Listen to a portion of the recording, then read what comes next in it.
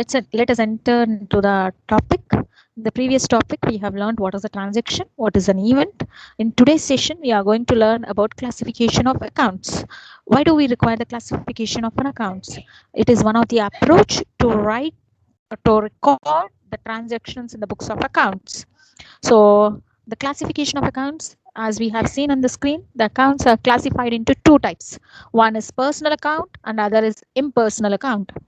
Personal account, the word itself says that it deals with the persons.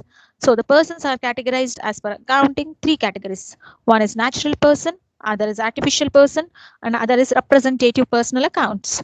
So natural persons in the sense we the human beings are called as natural persons.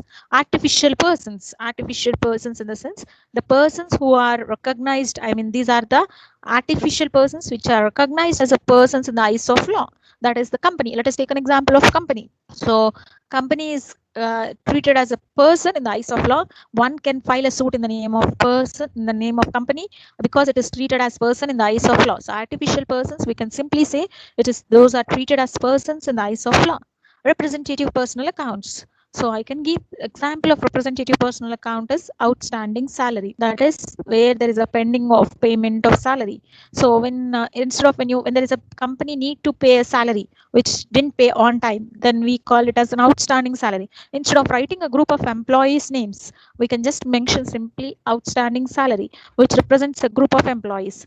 I mean, whenever you want to represent a group of persons, instead of representing a group of persons, you can replace the word with a representative personal account. So that means anything you represent a group of people, so that representative personal account is used. That is example, as I told you, it's an outstanding salary. You can take an example of representative personal account. Let us come back to the other category is impersonal accounts. Impersonal accounts are categorized into two types. One is real account and other is nominal account. So a real account deals with the assets. Assets are nothing but the resources which gives the earning capacity to an organization. So out of real accounts, the real accounts are categorized into, again, that is the assets are categorized into two categories: tangible real accounts and intangible real accounts. Tangible real accounts are the assets where you can see and touch. Example, you can take furniture, building, machinery, where you can see and touch it. Real account. And intangible real account, which you cannot see and touch. That is reputation, a goodwill of an organization. You can't see it, touch, but it has a value of the enterprise.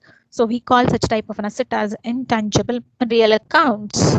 So not only goodwill, copyrights, patents, those are all comes under intangible real accounts.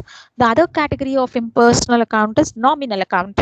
Nominal account, this is the account which deals with the expenses, incomes, losses, and gains. So overall, the accounts are classified basically with personal account and personal account. Personal account, it deals with the persons. It is categorized into natural person, artificial person, representative personal. Impersonal account are categorized into real account, nominal account. Real account again categorized into tangible real account, intangible real account. Nominal account, it deals with the expenses, losses, incomes, and gains. So let us see the examples for this type. So for personal account, as I told you, it deals with the persons. Like with respect to natural persons, the names of the persons, individual human beings, we treat it as natural persons. Example, if it is the name of the company, banks, which is an artificial person, which is treated as a person in the eyes of the law, and salary outstanding, which represents a group of group of people, we represent it as a representative personal account.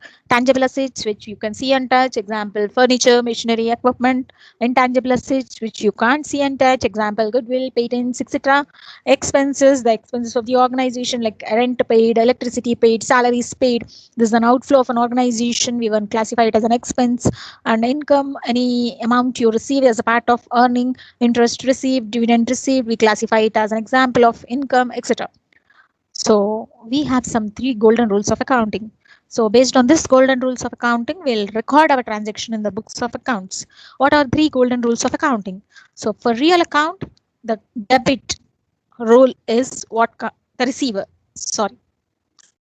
With respect to personal account, debit rule is the receiver.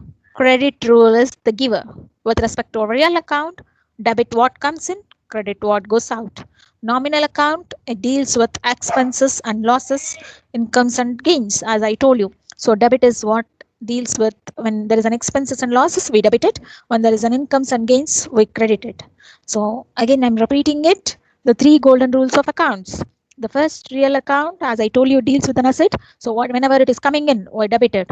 Whenever it is going out, that is when we sell it off, we credit it. Personal account, it deals with the person. Whenever there is an receiver, we debit it. Whenever there is a giver, we credit it. Nominal account, as I told you, it deals with expenses and losses, incomes and gains. So debit expenses and losses, credit incomes and gains. So we are done with today's session of dealing with classification of accounts and learning the rules of recording, how to record the transactions in the books of accounts by learning the three golden rules of accounts. So in the next session, we'll learn how to record using this golden rules of accounting.